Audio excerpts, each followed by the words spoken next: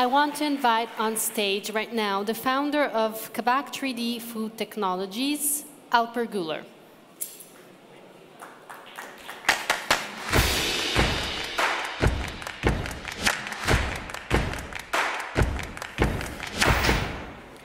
Hello, everyone. Happy to be here talking about augmented reality. Personally, I am going out to brands for the last 3 years in New York and talking about how they can utilize augmented reality into their businesses. And I've been really enjoying my time, and I'll give you some of the challenges we went through along the last couple years.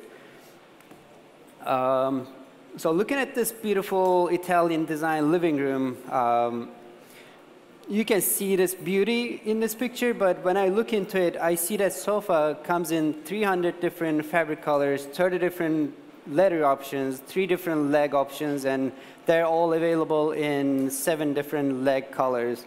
And when you decide on all these options, you have to choose your lawn chair, rug, coffee table, side table. You need to consider your wall colors, ceiling colors. And as a person like me, I'm coming from a software background, and I really appreciate the good design, but I have no intention about designing it or visually dreaming about this. But when I see it, I really appreciate the design.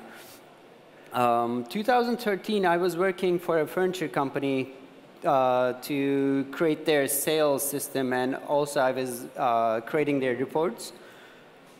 What I would realize was there are like a lot of people like me who appreciate design, but they cannot design or visualize the furniture in their living spaces. So starting from there, there are a lot of people coming to this furniture store. We help them with interior designers. So most of the salespeople in that furniture store were coming from interior design background, helping the people to visualize their dreams. I saw augmented reality along 2013, and it was really love at first sight for me. And I put together, as a business developer working for the furniture store, I created a project for our CEO. So people were coming into furniture store, they were taking out our brochures, and we already have the 3D models of our furniture. So idea was easy: create an application with our 3D models of furniture, give them the brochure as they're leaving. And most of these people in this 3-4 weeks sales cycle, they were going out, talking to their friends and family, and trying to visualize the furniture in their own spaces. So I presented the project to our CEO, and it was rejected within the 10-second process, I think. But I was mesmerized with augmented reality, and I resigned my job and created a company called AR Pandora, with along 2 of my friends. This was our expectation for 2015. I was going out to brands, talking about how we can change their lives. I thought those furniture guys didn't understand, but there are like a lot of furniture stores, interior designers, architects, real estate people out there which will appreciate our technology and will make a lot of money. And this was what I was talking about. We have the physical presence here, we have augmented reality, we have virtual reality. This is how you can use the technology along the way. This is what I end up with at the end of 2015. It was like a cliche startup guy, high hopes, no money. I had to give up on my lease, moved it with my girlfriend. I was sleeping either there or in the office. It was fun and great times, but we managed to survive 2015. And along the last couple years, this was what an amazing augmented reality was. This is 2012 from Business Insider.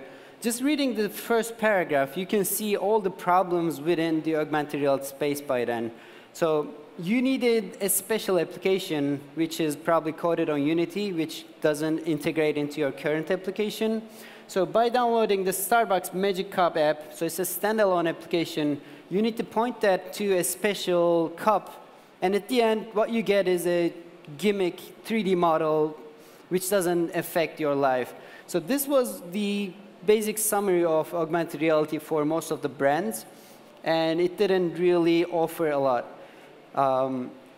When 2016 came through, Gear VR, HTC, and Oculus introduced their virtual reality headsets into the market, and everybody started talking about virtual reality, and we were called AR Pandora, and we thought we bet on the wrong horse. I think the VR is the future, so we literally rebranded ourselves as Pandora Reality, and we put this guy here with the headset to be more into the virtual reality game. Now, we had this idea to create an architectural model platform as a SaaS-based platform, but what we realized, again, architects doesn't have money to to create beautiful models, look great in our system. So we changed our company to end-to-end solution system. We hired architects, 3D modelers. Then we start working directly with construction and real estate projects directly. So we created sales and marketing tools for real estate market.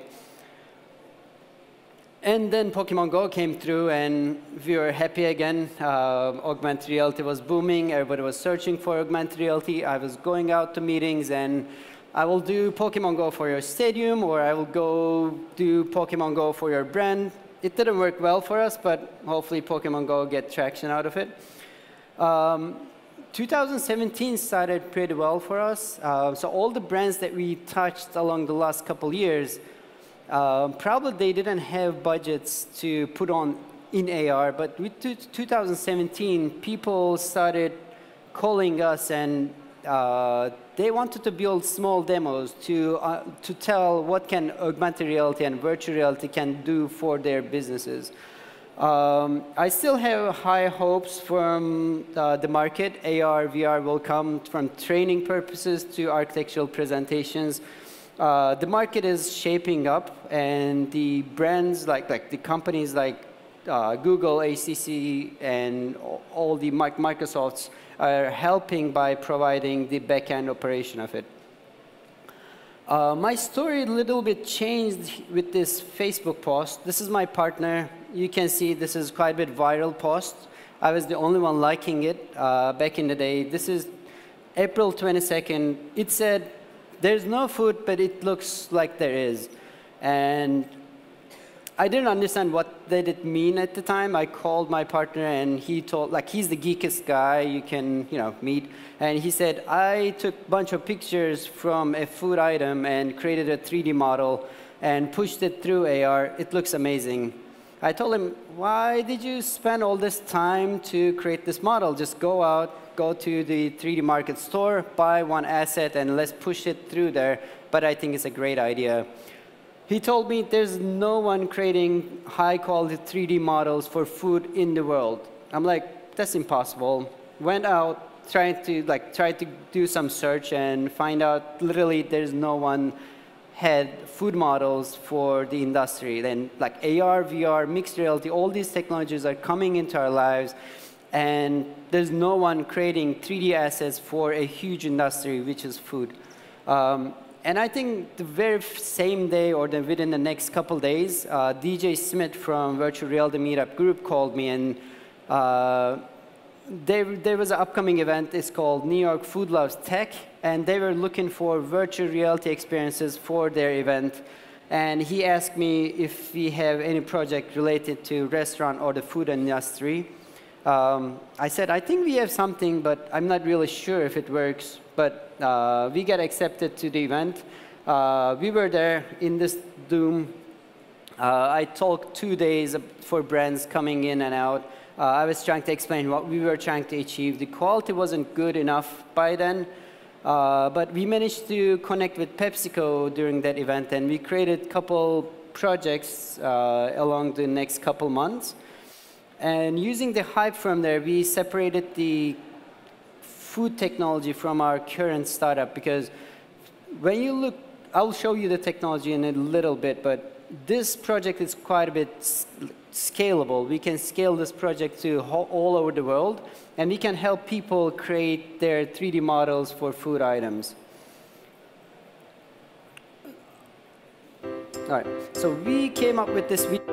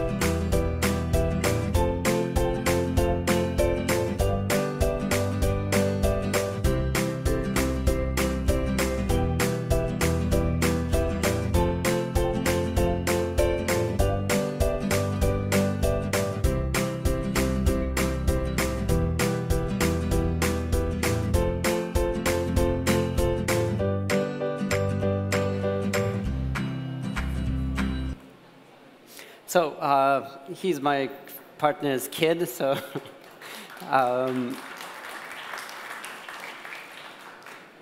so we managed to create this quality. The quality last year wasn't even close to what we have today. We managed to create a lot of iterations on the technology and focused on the food scanning, and I think we made a good job. And I will tell you a bunch of details about how we are going to scale this up to the whole world. And on the challenge of presenting these models through in the restaurants or like even in people's apartments, we had some issues on augmented reality or limitations on the technology. So as mentioned before, you needed a target to scan, and one of the videos we used plates sitting on the table as markers. Google Tango project was promising to remove that target from our lives, but it brings a lot of problems within the technology. So it had 3 cameras within, it was draining the battery, and nobody had this device in their hands. It was huge. So it was solving one problem, but it was creating more problems on the side. And we were talking to we were talking to AR glass manufacturers. We were testing this out with Microsoft HoloLens. We have an NDA with Magic Leap for a long time. We are still waiting for them to push for their developer kit. But we weren't sure where to publish our content. Then ARKit came through last July. While watching the introduction, like it was, I think, the developers session, we saw this video coming through, and we were like, our models are much better than this coffee cup there. We should have been on this presentation, actually. Like we get angry and close the presentation. We stop watching it. But along the next couple following days, what happened was media, I was creating augmented reality applications for the last 3 years, and only projects that we created, made it to the media was related to virtual reality ones. None of our augmented reality applications made it to any kind of medium. So with the AR kit, we were just sitting in our offices. Every day, people started posting out some demos related to AR kit, and they were everywhere in the media. I was checking my Facebook, all about talking about new Apple AR kit with, some guy did a demonstration where they're rocket landing on the sea or their pool. We thought our video is pretty cool, and we shot a really small demo. I usually get 100 views on my YouTube channel, thanks to my friends and family. I was in between flights. I shot a short video in between flights and posted online. By the time I landed, I had like 5,000 views. It was on Made with AR Kit channel. Then all over the media, we created around 100,000 views there. Then the story published on Business Insider, which created around like 1.5 million views. Then we shot the latest version of the video, which was probably mentioned all over the media.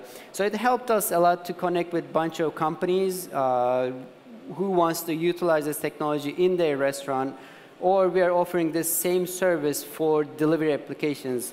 So idea being, we want people to use, like in US, we have Seamless or Uber Eats that delivers food to you. I want to pull out your phone, put 5 different burgers, maybe from 5 different places, on your table. Like as humans, we are visual creatures, and we want to attract you by visually showing the 3D model, playing on the context of you actually see the food on your table. This is a device that we are manufacturing right now. So the idea being, we will sell this device to food photographers or restaurants, or anyone wants to give this service to the industry. So idea being, you will put the food in, you'll press a button, it will take all the related images. And we created this back-end operation where we created a fine processing line for the models. And I will give you a quick demo right now.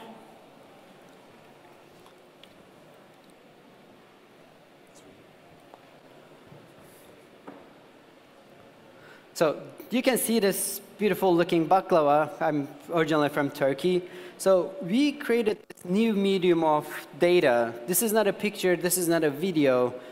This is a 3D model that you can manipulate over a web browser. So this is working on Sketchfab, which enables us to zoom in, zoom out, and we can publish this data to Facebook and Twitter as well.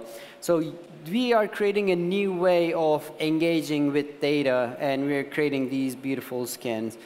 And the main use case of this project is, I don't have a table here, but main idea is I can put this tiramisu on the stage.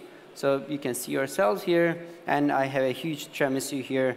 So what we are creating here is the level of detail is pretty high in these models and make you feel really realistic about your food that you're going to order.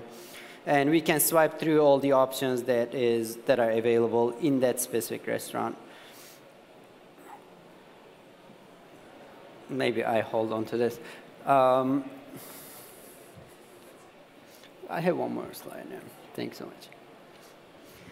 So we're creating use cases in the restaurant, or let me change this.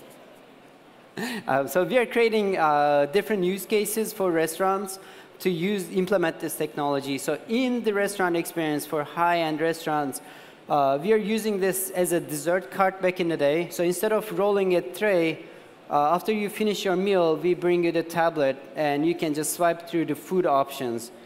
I'll go back. OK. And as I mentioned, like all these hardware manufacturers from Microsoft to Facebook, Oculus, Android, Apple, these companies are providing us the framework that we need, and we are creating the next generation content, which we believe will be pretty important in the next future. And what we are trying to create with that hardware, scanner hardware, is to create a library of food and be the hosting person to host all those models and push wherever platform is ready.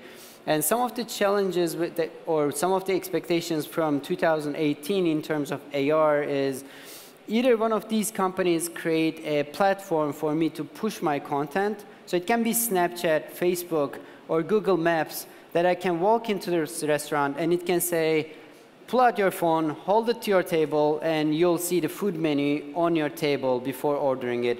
And also, we are looking for web AR options. When web AR today is probably like a couple years back, like we have a couple more years until the web AR catches what AR is today. But until then, like when those technologies come to our lives, we will just push this technology and make you choose your food in a better way. My name's Alper. I work for Pandora, I'm founder of Pandora Realty and Kabak Food Technologies. If you have any questions, please let me know. I would love to talk about AR, VR. I'm living with it. Thank you.